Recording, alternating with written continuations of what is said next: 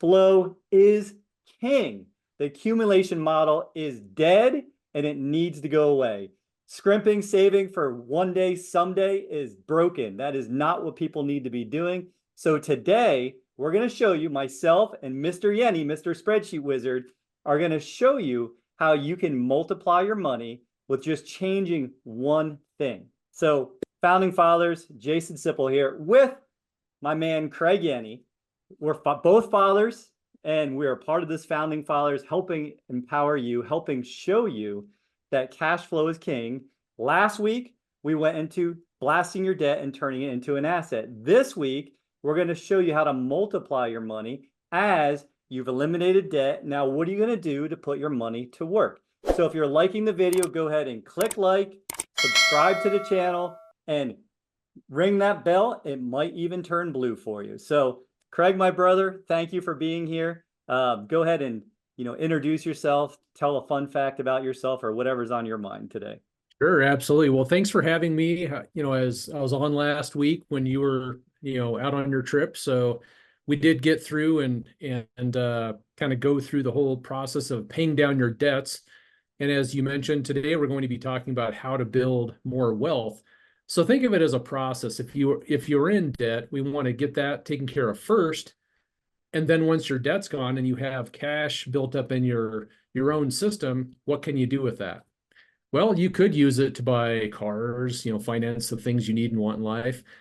But today's session's more about taking that and building more cash flow. So as Jason mentioned, the accumulation model's dead because you scrimp and save your whole working life. And I've had these conversations with some of my friends that are in retirement. Their biggest fear is running out of money. So they have this big pile of money that they've accumulated, and now they've scrimped and saved their whole life to protect that, and build that up, and now they're going to protect it through their retirement and scrimp and save. So it's just kind of a scarcity lifestyle from the accumulation model. And what we want to talk about is how do you use the resources you have today to build cash flow? Because at the end of the day, do you pay your bills with an accumulation or do you pay your bills with a cash flow model?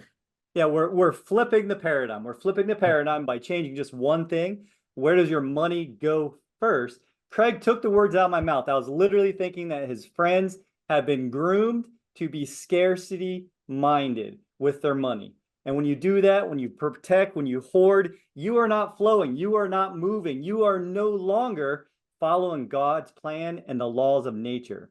Money in motion makes more money. Money that is just stored and not doing anything, it doesn't do anything. It's definitely not beating inflation today. What do you think? We just were another training when they showed a 3% build-in to everybody's income every year. And I know that's not a fact for people. Some people are getting 1% increases, a 0.5% increase. Unless we're out there creating more, unless we're out there really understanding that we have to shift the paradigm. Even the retirement system, it's made up. It's a socialist or even fascist concept that came from, I want to say Germany first, came with the first retirement models, right? And what we have created with our government, it is not going to be there to help us. So I don't want to scare people, but I do want to shock you and have you start thinking a little bit differently. I and Craig want to show you how you can build a guaranteed foundation to where you know that you have actual contractual guarantees where you are the most important person in the plan. In an infinite banking, specially engineered, cash-rich, whole life policy, you are the owner, you are the director, you are the star of the show.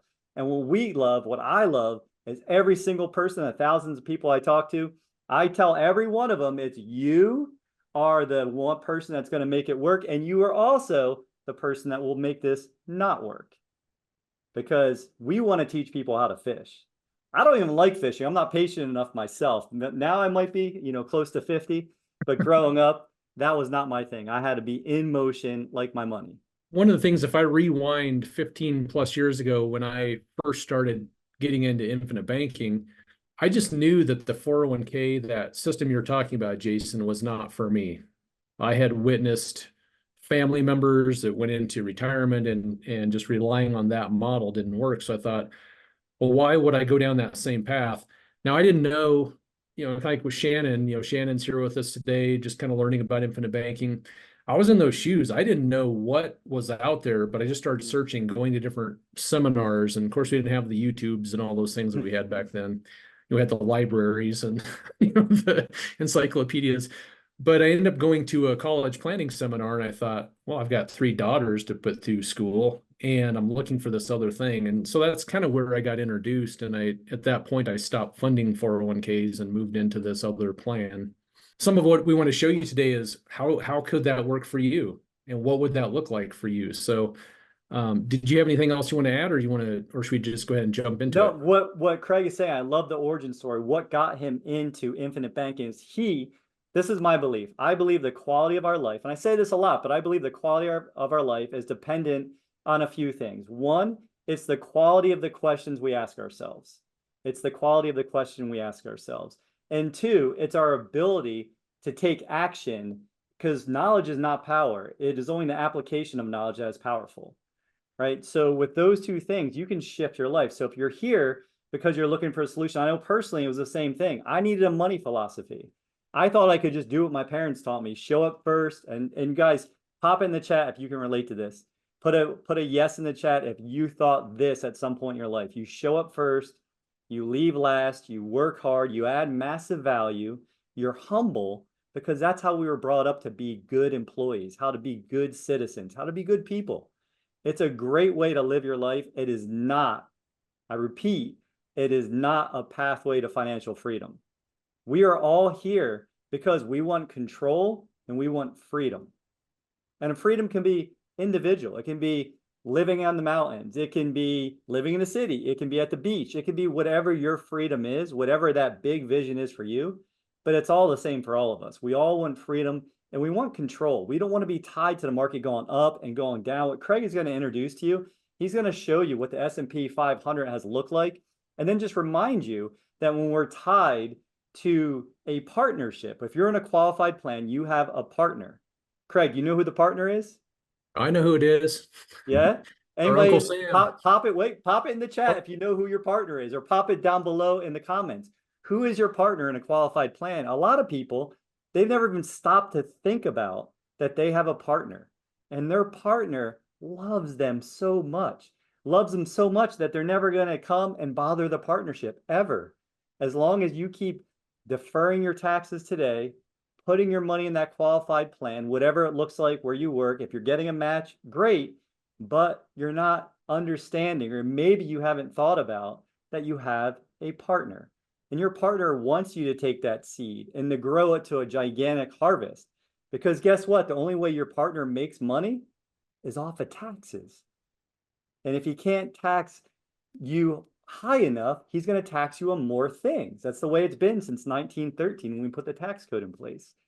So I, Yeah. like Craig, like I didn't learn about this 15 years ago, but every time I went to see Schwab, they would ask me, because I wanted to retire at 55. In my 30s, I was the top recruiter in the company I was working for 6 years in a row, right? Not an easy thing to do something over time, but every year I'd go in there, I'd be pumped up because I maxed out my contribution. And every year they would ask me two questions. Jason, how do you feel about taking on more risk? And I would always be like, risk? I don't know what that means. Like, I don't gamble. Like, I won't even bet on my favorite teams. I'll do a handshake bet. Like, I don't like gambling. I want certainty. I want to know what my money is going to happen with my money. And then they would say, well, how do you feel about retiring 20 years later? And I would just look at them like, wait a minute, you just talked to me for the last 20 minutes asking me about what I want, how I want to retire early, how I'm maxing out my contribution. And your two questions are take on more risk and retire later. What's behind door number C? And when I talked about the power of questions, I had to take responsibility and ask better questions. And that's how I learned about this concept. So back to you, Well, Craig. most people don't know that there's another door because it's hiding behind the shrubbery, and you don't even know there's a door there. But there's two things I wanted to hit. I'm going to rewind a little bit about the freedom you were talking about, because this was an important thing as I was trying to build freedom into my life, and everybody's on a different journey. But when we talk about freedom, a lot of people look at it freedom from something. I'm trying to get freed from having to go to my job every day, maybe a boss I don't like, whatever that is. So there's freedom from something, but I think the more powerful thing is when you have freedom to something. You're building freedom to do something as opposed to the negative. And there's a big difference there because it's one is I just dwell on this negative situation I'm in all the time and I want freedom from that. Or are you thinking about this freedom that you want? So whether it's financial freedom, whether it's more time for your family and whatnot. Relationship freedom, time freedom, the freedoms. And I love that. Freedom to do the things you love, freedom to spend time with the people you want to spend time with. Like Craig mentioned, he last week went over the Debt Blaster. He was here because I was fortunate enough to be part of a group that has helped a ton of people reach their freedom and start that journey to freedom. And we were rewarded by going to a great trip in New Zealand.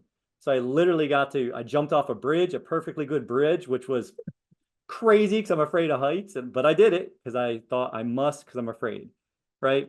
And so freedom to spend time with people. And what I learned, it's the things we get to do. It's the experiences. It's not the stuff.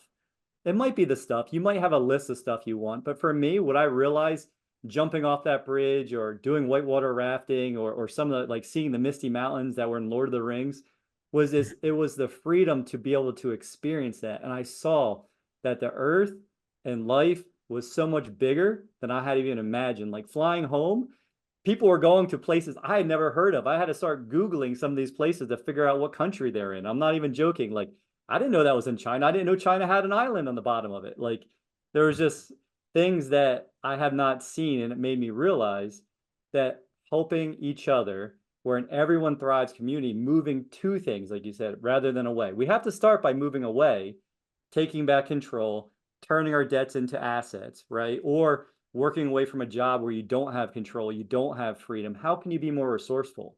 That's one of our biggest conversations we have with people. How can we go out, and whether it's figuring out what you're really good at or what you can invest in yourself as your greatest asset.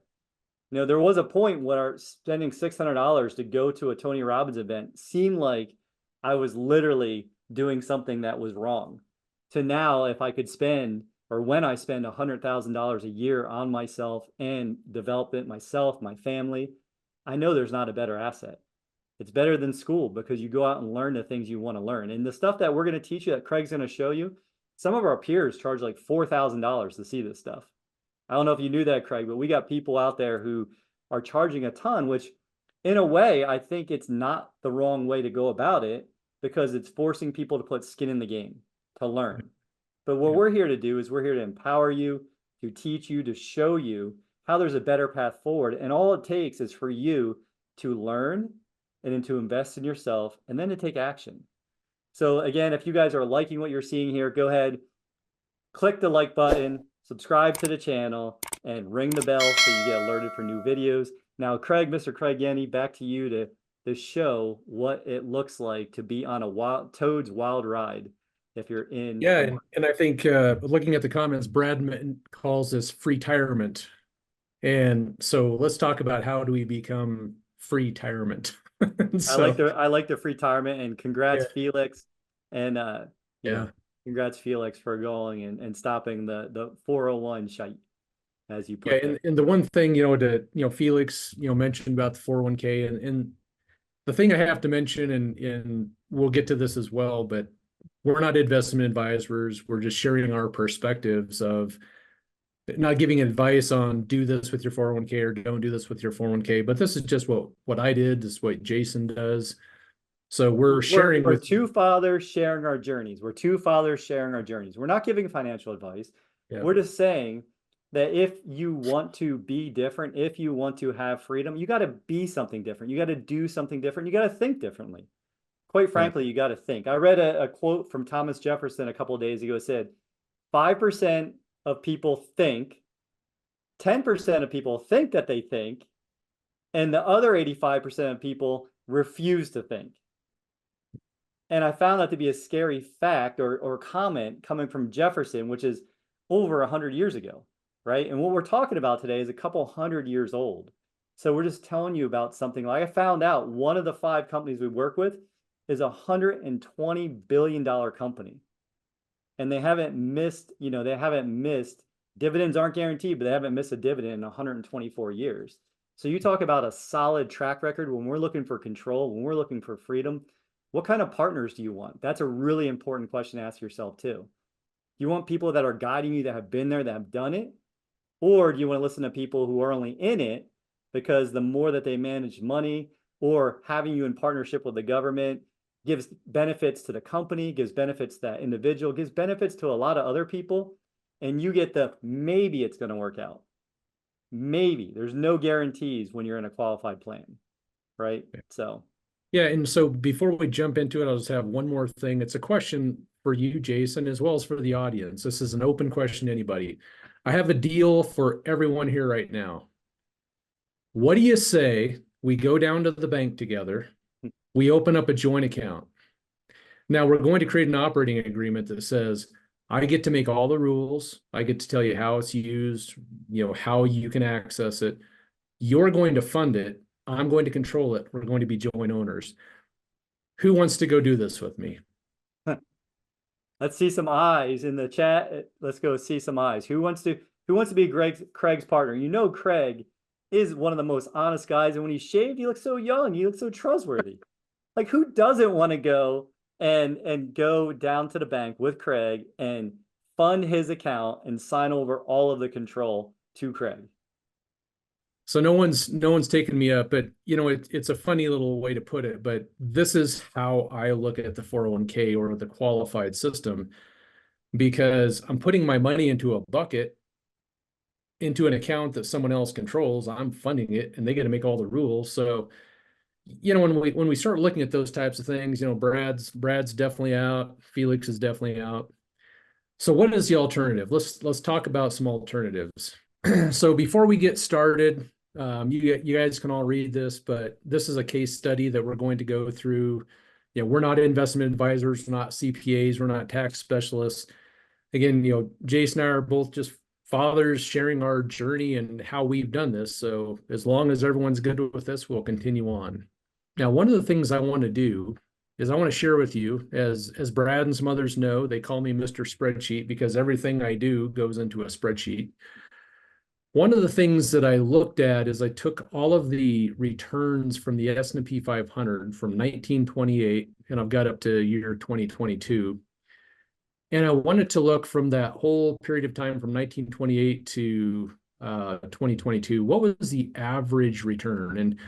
And to me, average returns are more or less meaningless just because of all the wild ups and downs. But if I have an average return of the S&P 500 at 7.65, is that good or bad? So what I'm looking at is for every year of the S&P 500, what was the return that specific year? And then I'm also projecting out 30 years from 1928, what was the average rolling return? So it's about 5.68. And I just do that year by year because I was looking for some of those hot spots in the S&P 500. For example, from 1970 to 1992, we averaged about 10.85%.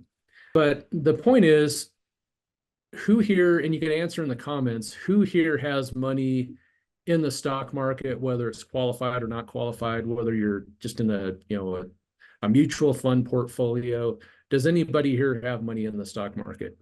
I've got a little bit, so I'm just going to tell you I've got a little bit of money in there, but not much. But anyone out there on the comments, nobody has money in the stock market? Some, nope. Okay. Nope, I moved all mine out to a self-directed account earlier, or end of last year. So I've got a few bucks in some stocks, but generally speaking, it's very, very little amount of my portfolio. But here's my point.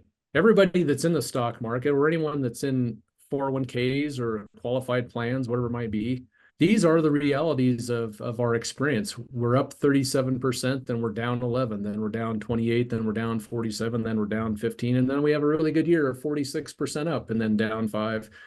So everyone is accustomed to this roller coaster of ups and downs, and we keep doing it. We keep putting money in. We're told dollar cost averaging, everything comes out in the wash.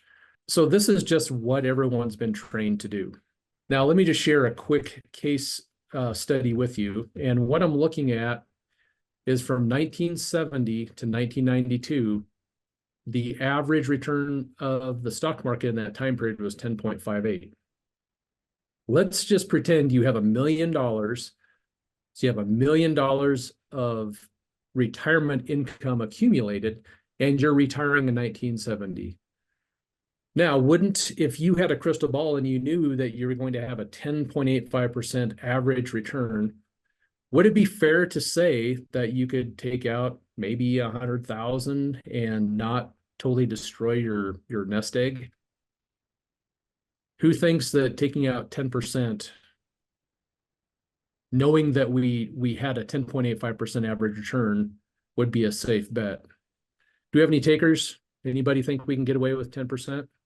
I've already cheated and looked ahead, Craig, so I know I'm not taking this bet. So You're not taking the bet. no, I was looking at your wall numbers and I went down and I was already shocked by what I saw.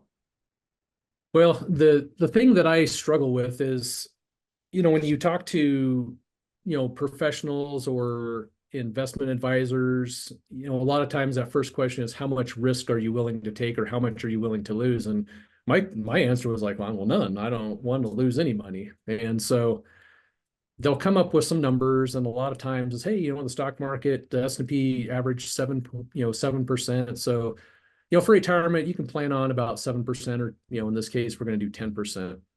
But if I'm taking $100,000 out every year, I'm not going to make it. I'm actually going to run out of money here in 1978. Why am I going to run out of money in 1978? Well, the first year I was up 0.1%, then I was up 10%, I was up 15%. I'm feeling pretty good in 1972. But then 1973 rolls around, we're down 17, we're down 29, we're up 31. It's these wild up and down swings that destroyed our nest egg. So our nest egg is gone in 8 years. So you might take the safer bet. A lot of the guidance right now on withdrawal rates is about 2%. So if you're taking 2% of your 100,000 out, can you live on $20,000 a year on your $1 million? And I had this conversation with a guy probably 2 months ago. He's in his late 60s, a retirement. He has $1 million, and he's being told he can take out 2% a year. And his question is, what am I going to do? So this is the model that we have before us. So this is why I chose to go a different route. And so what is this different route? We're not going to go over a lot of the basics of infinite banking today, and there are some different resources we could provide. So like Sharon, if you want some help in getting some of the infinite banking concepts down, between what Chris has and others, we can share some of that with you. But ultimately, what we're going to do is use a specially designed whole life policy that pays dividends. It's with a mutually owned insurance company, and all of those things are important factors of the tool that we use. But when you have a strategy session, so let's say you book a call with Jason, you have a strategy call, Jason's going to want to know certain things. So Jason, what are some things you want to know or discover in a strategy call? Well, we talked about some of them earlier, right? Thank you, Craig. So everybody saw that Craig showed you the ups and downs. It showed you that if you retired, one of the things that always freaked me out, I couldn't mathematically show you, but it was like, what if I retire in a year where it's really down? What if I retire in a down market, and in a market that's in a recession like we're heading into?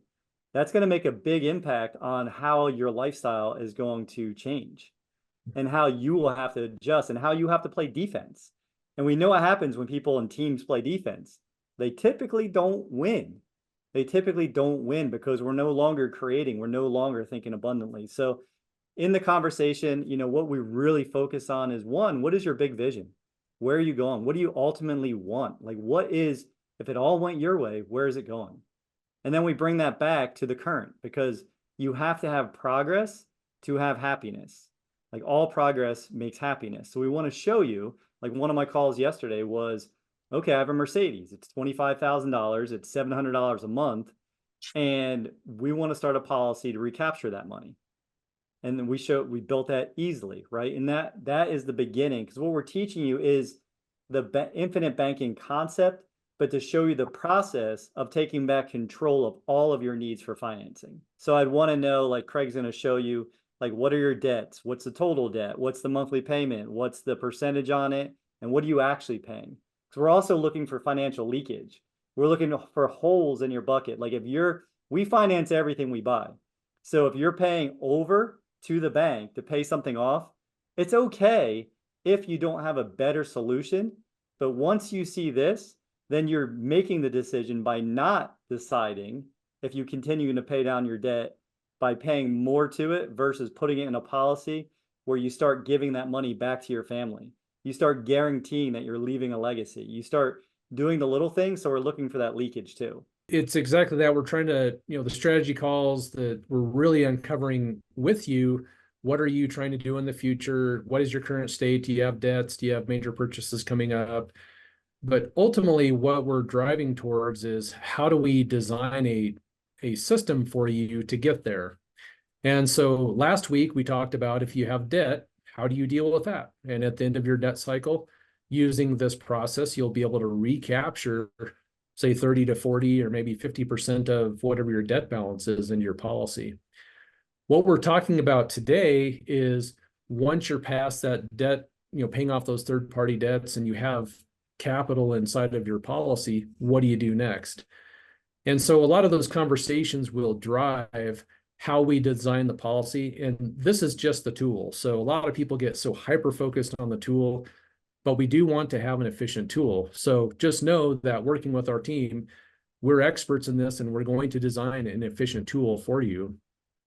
But in today's exercise, what I'm showing is a client who built a policy with us.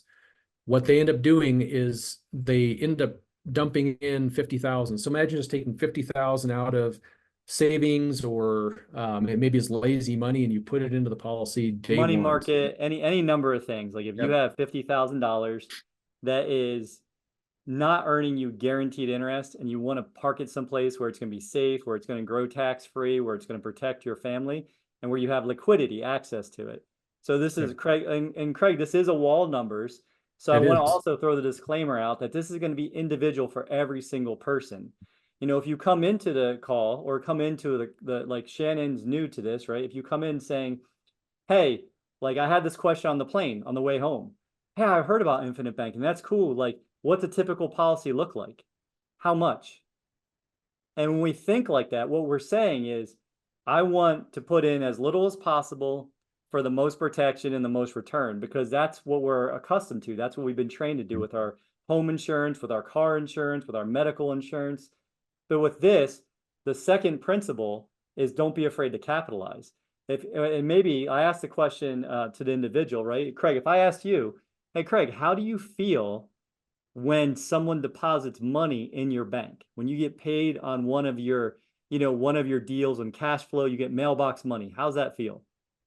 Well, I can tell you this morning, one of the deals that I'm invested in, they paid today, and I'm like, yes, it's a good feeling. It's passive income. It's money that I worked hard for in the past, put it through policies, and now it's going off to work. But yeah, it's a good feeling. Craig put his little green men to work, and this is just so we don't lose with the wall numbers and talking numbers. People who are analytical are going to dive in and start looking at this. I want you to remember why we're talking about this. We're talking about this because cash flow is king.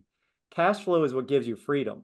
And by creating passive income with multiple income streams, you start over time, and progress equals happiness. You're not going to instantly, unless you're working with a large amount of money that you can start with, you're not going to instantly all of a sudden be able to retire and walk away from your job with passive income.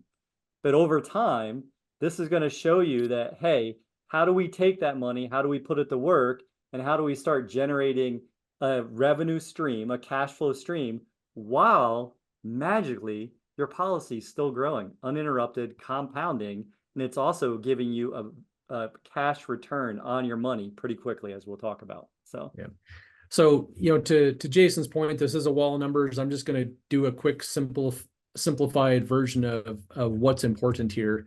So look at this annual premium column. That's the money that you're putting into your system. A lot of people look at this as a bill. It's a deposit to us. We look at this as this is our money we're putting into our system. So the 60, the 10, and all, again, this just comes back to how we design it. But just consider this the deposits that you're making to your system.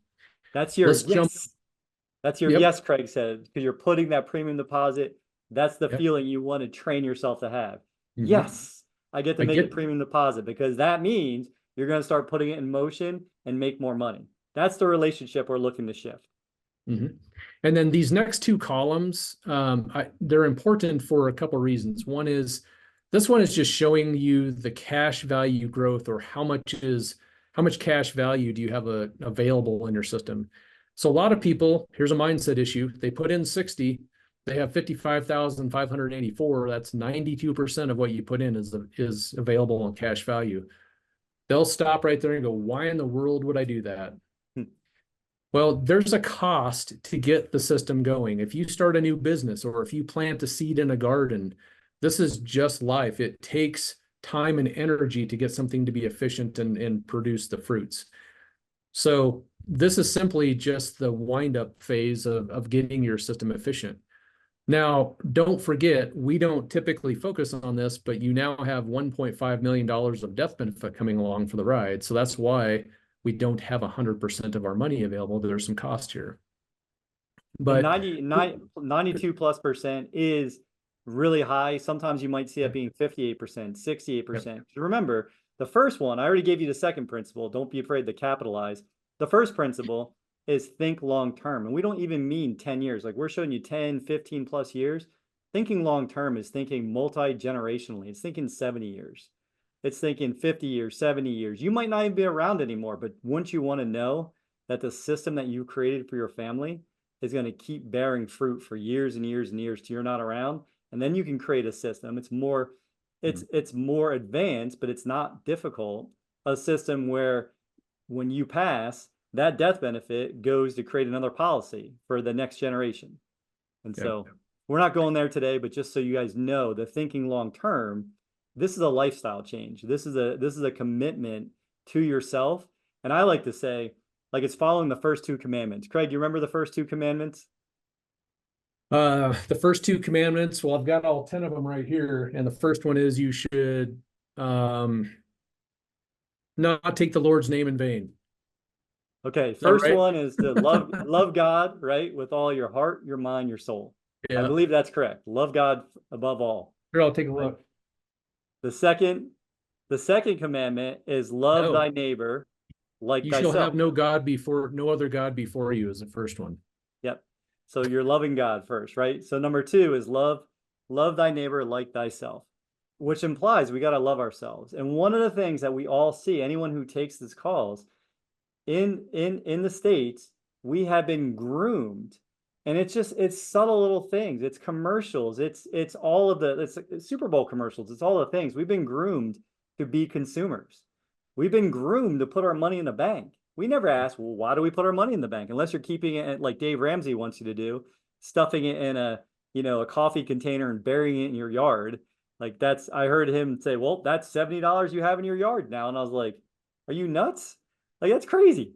But anyhow, so we want to love ourselves a little bit more. And this is what Craig's talking about. He's saying, hey, I'm capitalizing 60,000 in year one.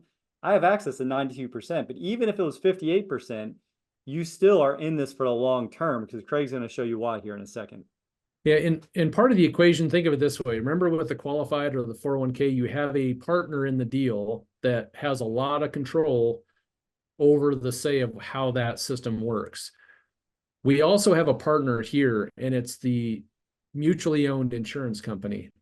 So let me ask you, in this partnership, if I'm putting in 60,000 and they're covering my family for $1.592 million, who's really being generous here? They're taking on most of the risk initially. So at this point, this 92%, or if it's 60% or 70%, that is dependent upon how the policy is designed. But what I want to draw your attention to is, let's just go down this column. So first year we have 55,000 of growth because we put in the 60. Next year we put in 10,000 and we have 8,000 more available. So now we're at 88% of that year.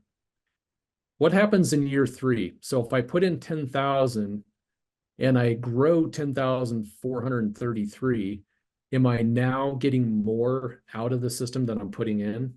And all I'm looking for is a place to store my money while I'm using it. So while I'm using this money, this is happening regardless. So now what's going to happen if I use this money and put it into something that generates more money? Have I not just doubled the way I'm growing my money? And look And at that's the, that going up every year. And we teach you to think long yeah. term. Like look down at year 11, right? It's a 344% return. You're putting in 2,400 and you're getting 8,500 available, right? And this is what is, you know, the eighth wonder of the world according to Einstein. This is the uninterrupted compounding interest. And this is not what we're teaching you. We're just showing you some of the neat stuff that's going to happen by committing to becoming your own bank, by becoming your own banker, right? Yeah, and this is really the picture if you were to fund the policy and do nothing else. Now, drum roll, please, because we're going to go into a big wall of numbers, and it's going to take a little explanation, but in one more slide, actually. So I want to do the setup here. So when you have a strategy call, and let's say that you wanted to do investing with your policy, there's going to be some questions about, well, what types of investments do you do? We're not telling you what to do, but you're going to share with us, well, I do private money lending, and that's one of the things I do. And I'm often earning 12, 15, 18%. So in this case, let's say that you're a private lender and you plan on making 12% a year on the money that you're putting in. Now, in this model, we're not considering taxes because taxes are kind of a wild machine with all these different variations. Are you using trusts? Are you are you using LLCs? So I just take that out of the equation. So just know that these numbers don't have taxes in them. The other thing that we're doing every year that we get returns and gains, we're reinvesting those. So we're building momentum. And so all those investments are getting reinvested. Now, when you use a policy loan, there's a interest charge on that money. So what we're going to do is take a little bit of the money from the gains and pay those policy loans every year so that doesn't compound on us. I'm using a 5% interest rate, simple interest rate for the insurance company. And the other assumption I'm using in this model is that we're taking the maximum loan every year. So as we put new money in, we're going to have more money to take out, and we just keep throwing that at the investment. So this is just kind of a whole compounding machine of just keep it going and keep it going. So Brad already provided in the chat the drum roll, so we have the visual there. So this is what we call the gain projector. It's an output of a tool. And essentially what we're looking at, just at a very high level, each one of these columns is the end of year. So in end of year one, what does our picture look like? End of year two, what's our picture look like? End of year three, and on and on and on. Now, you might be at a point where you're going to do this, and maybe at year 7, you're going to go into retirement. So we can tell you this is kind of what your picture looks like at retirement, if from a passive cash flow, if you decide to retire at that point.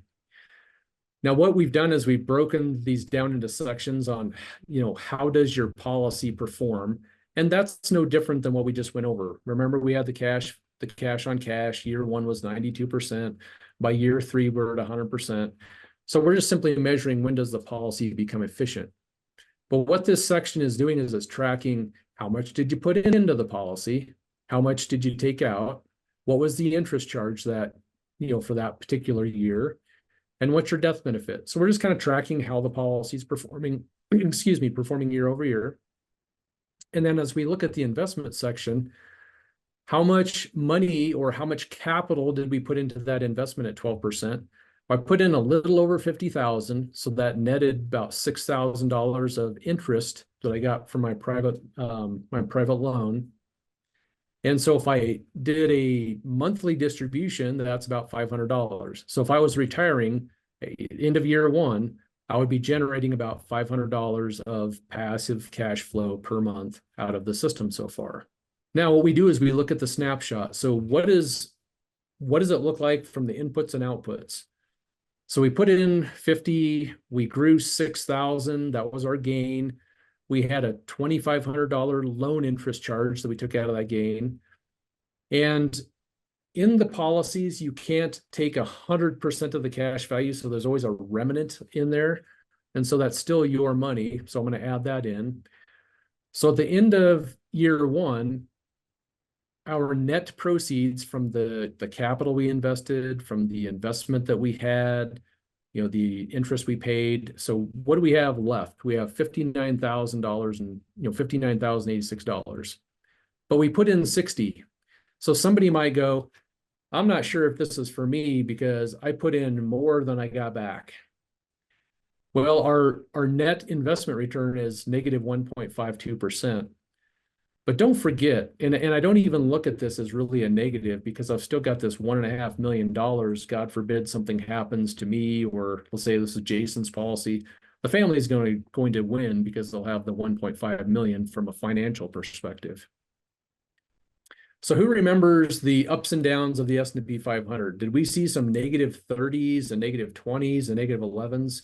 Of course. Yes, yes, we did. We did. And guess what? People just kind of weather the storm. Like, yeah, it's just kind of how it rolls. You're in it for the long term is what everyone's going to tell you. You're in it for the long term. Don't worry about it. Just paper money. Okay, write me a check then. Yeah, so why do we look at this any differently? Well, there's a little bit of growth to get our business going, to get our cash value machine going. And this is different for everybody's policy. And sometimes I see it's negative for year 1, 2, and 3. But in this case, we're down a little bit in year 1. And then look what starts happening. And we just keep this money moving. It just keeps flowing in the circle. Take the gains, put it into the investment, create more passive cash flow, put money into the policy, take that, add it to the investment. So this thing just keeps compounding and growing and getting bigger and bigger every year. So now year 2, 3.52, year 3, 10.72%, 19%, 27%. And I'm just going to scroll down here to, let's see, year 15. Year 15, we're 195%. So we put 160,000 into the system that year, but yet we grew 474,000. So my question is, who would like to see something like this versus the S&P chart I showed you before? I know for me, this has kind of been my path. And I'm okay taking a few down years in the beginning to pull the rubber band back to, get that acceleration in later years. But and in this model, remember too, I mean, with your qualified plan, you might have access to a loan up to $50,000 that you can repay back into your system. So that is like a little bit of win that you can access. But here, all of this money, you have access to it. You have liquidity control of the money. We just go back to control. We're going back to freedom. We're going back to the reason we're doing this. It is a wall of numbers, but what we're showing you is, would you rather be in a market that has historically goes up and down, and just depending on when you retire or when you need money, because life's always going to be changing. The one guaranteed life and everything we do is change. Sometimes it's going to be good. Sometimes it's not going to be so good. So if you have this, if you're consistent with this, you can see there's never been a single cash value, whole life, special engineered policy that we've built that has not grown every single day, every day, for the entire policy, for your whole life. When I saw this, I don't know about anyone who's here, like Shannon, I know you're rather new, but when I saw this, I was like, why doesn't every single American do this? Now, Craig's showing you what you can do with the money that you're putting in the policy to keep it moving, to make more money. That's what we're doing here today.